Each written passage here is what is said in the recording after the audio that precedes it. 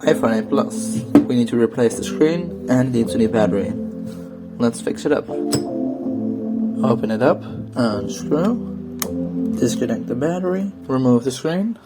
Now we can actually remove these pull tabs. So let's go. Remove the battery.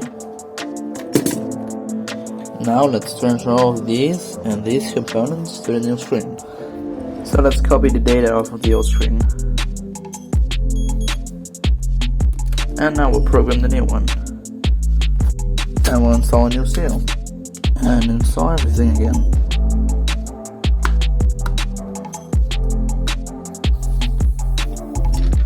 Nice. And now we'll install a ceramic screen protector.